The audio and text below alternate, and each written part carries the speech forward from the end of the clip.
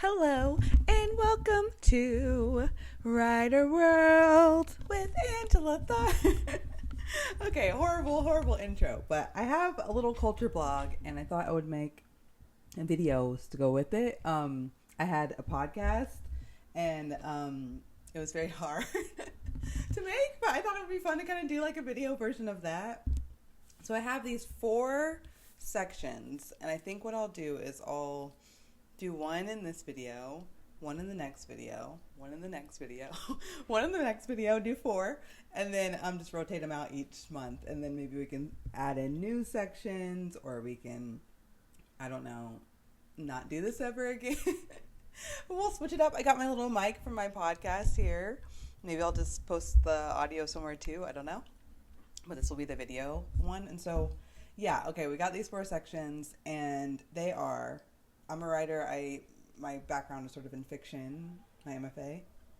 And then I also have been writing a lot of creative nonfiction on culture. That's kind of been my focus lately. I've been writing poems, which when I was in my MFA, you were either like a fiction writer or a poet. You weren't like both. And you definitely could not switch sides. So I'm playing around with poetry. I'm reading a lot of, maybe I can even show you. Hold on. Look at my beautiful poetry. So many things we've got here.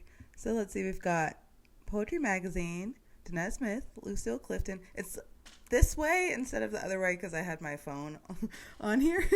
But we've got Best American Poetry, Gay Girl Prayers, I Am a Bisexual, in case you're wondering, or pansexual, or, you know, any other, what I consider synonym, but beef me in the comments, please. Okay, so we've got lots of stuff. Louise Gluck, Terrence Hayes, Charles Bukowski, who I know is problematic, but I like it. Like, the way he writes poems is similar to how I write poems, so it's helpful. If you see anything here that's interesting to you, let me know. And then I also have here, oh gosh, here we go. I Who Have Never Known Men, which I know is popular. When I was at the bookstore, somebody recommended it to me, so I'm going to read that. If you've read that and you think it's good, let me know. Or if you think it's bad, let me know that too. I also have my, like, exercise schedule so that my anxiety is at a nice neutral. Okay. Well, I will show you this. Okay, this is Sylvia Plath. It says, I love my rejection slips. They show me I try, which is nice. This is the exercise I've done this week, just to kind of keep. Apparently, Emily Nagoski, who wrote Burnout, which is a great book, just for not burning out, said if you get your heart beat up, that sort of like releases the stress in your body. So doing that, I got a new bike, which is very exciting. So I've been biking. Okay, that is that. Back to the regular video. Read poems and then I write them. So that's I'm sort of like writing across genre right now. We'll see how it goes, if it lasts. But yeah, so one of the sections, I have my little notes on these note cards, is Writer World, where I kind of talk a little bit about how things are going, sort of creating space for myself as a writer and kind of like identifying in that way what are the highs, the lows, and the buds.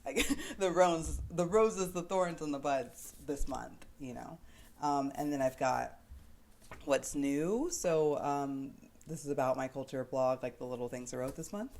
I've got what else is on my mind lately. And this month, it's very much technology, as might also be true for you.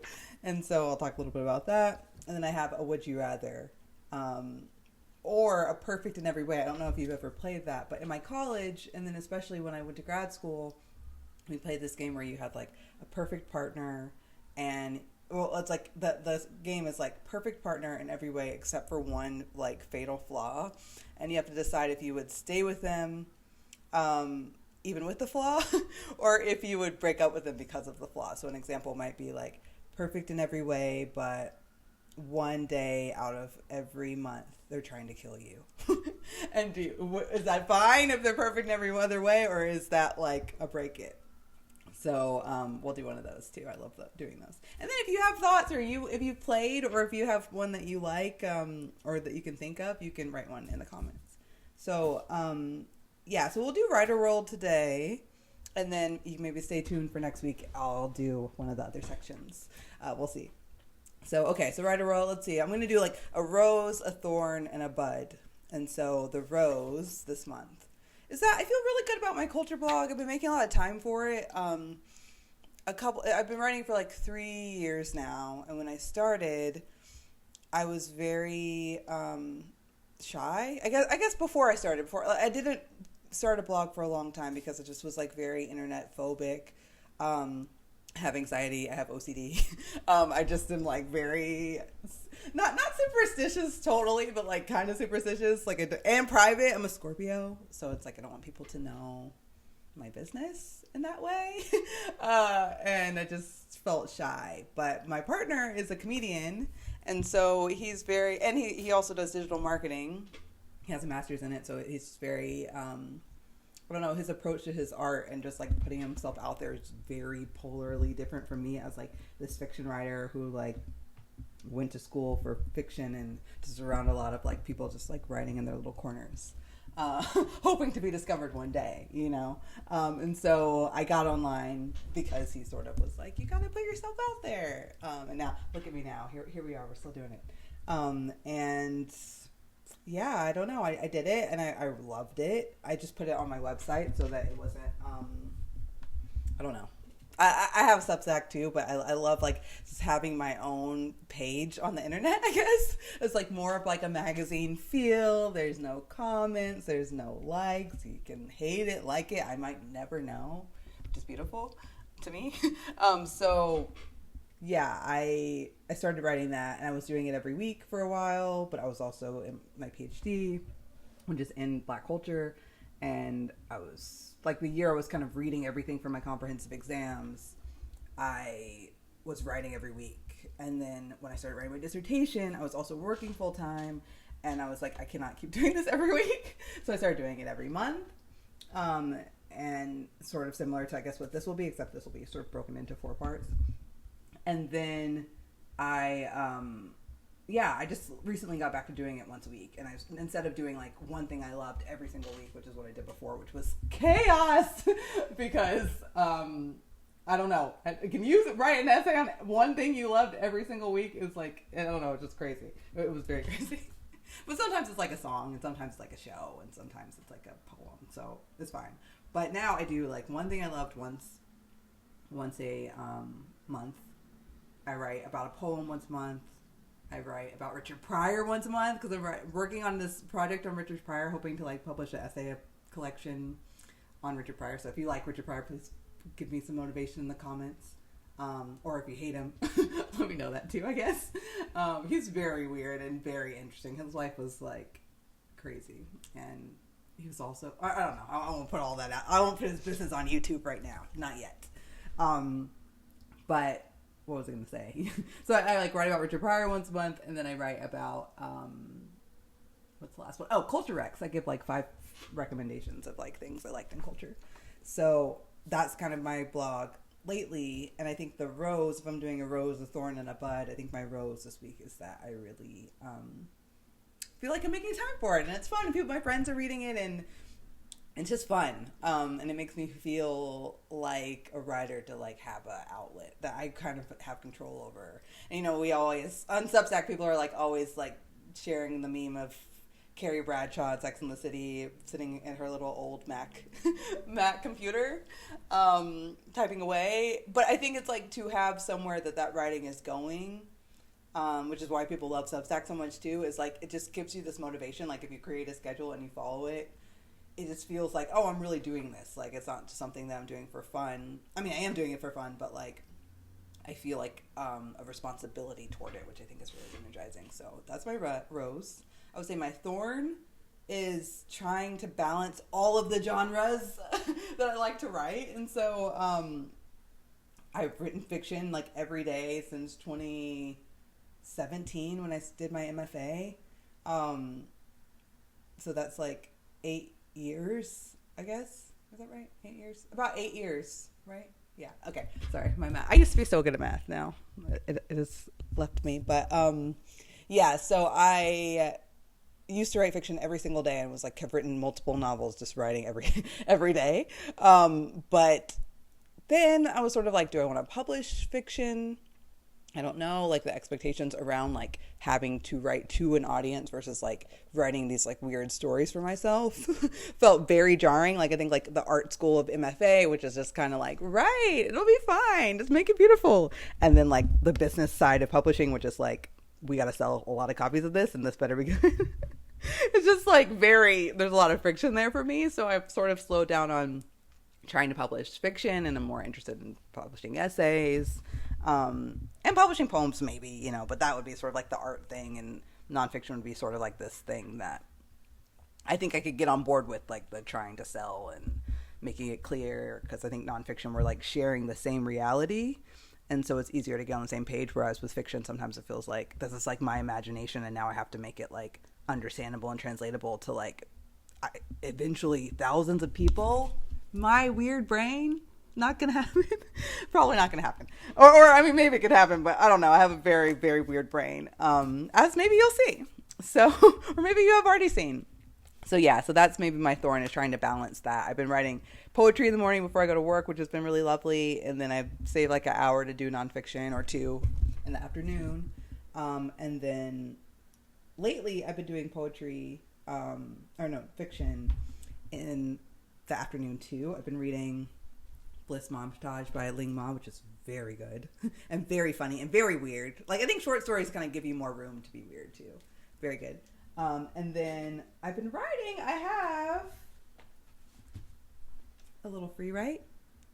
Here we go. This is not a promotion, obviously. I'm a little too quirky to like be like, you should buy this. But maybe this makes you want to buy it. Maybe I am influencing you. Anyway, this is my little free write. And when I was working and finishing my dissertation last year, this sort of like made me feel like I had space, because I think being on my computer, since I had so much work on my computer, it was sort of like spazzing me out. It was hard to write. And having like a little space just to write has been good. And then I stopped using it and I was trying to sell it. And my partner was like, don't sell it. And I have this like compulsion to sell anything I'm not using in the moment. And he was like, why? Just wait and see if you'll use it again. And alas, I am using it again. So there he is right. There he is right. Not always.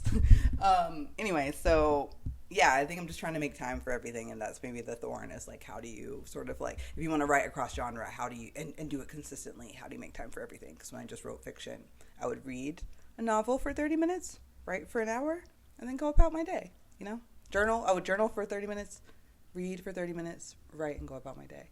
Whereas now I'm writing poetry in the morning, and then I'm writing nonfiction in the afternoon as like part of my work day, and then I'm writing fiction now sometimes. So like, how do you do that, I guess is the thing.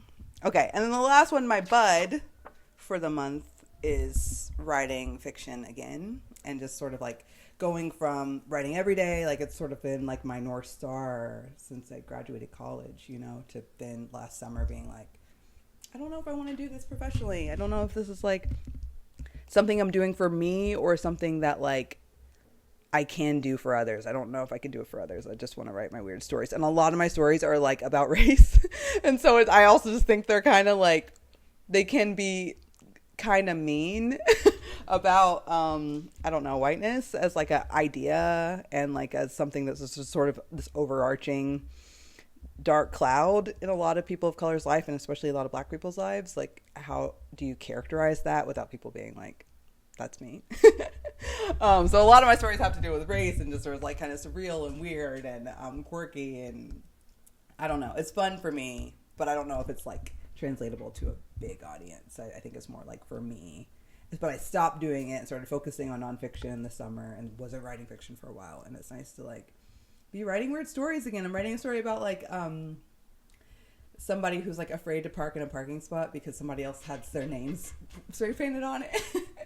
And it's just like, it's fun to be like, what if that happened? And what does that mean? And then what? It's like, I think I still have my fiction brain, even as I'm like, maybe I would rather professionally move forward with nonfiction and write like essays about culture or whatever.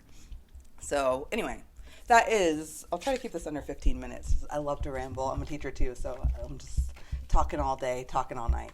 But anyway, this is the Writer World card, which is the first one of the monthly series, I guess. I'll come back next week and do another one. We've got Would You Rather / Perfect in Every Way, the game. What's New, where I kind of talk about what I wrote last month. And then What Else, which is like what else has been on my mind, the technology stuff.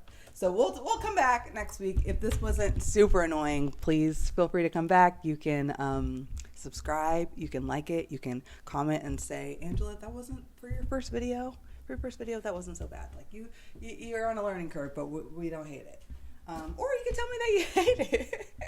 I was thinking if I get hate comments, which I mean, do what you will with that, then maybe I'll make like what's it called, like collage poetry out of them. That's what I did with my rejection letters in grad school. So bring it on if you'd like. Or just think the mean thing in your head so that it doesn't affect my fragile sense of confidence. And if there's nice things, feel free to let me know. I'll drop the link to my blog in general in the chat, as well as my Instagram, in case that's of interest to you. And I'll see you next week. Bye. Oh gosh, it's so awkward. Here's my finger just stopping the video. Goodbye.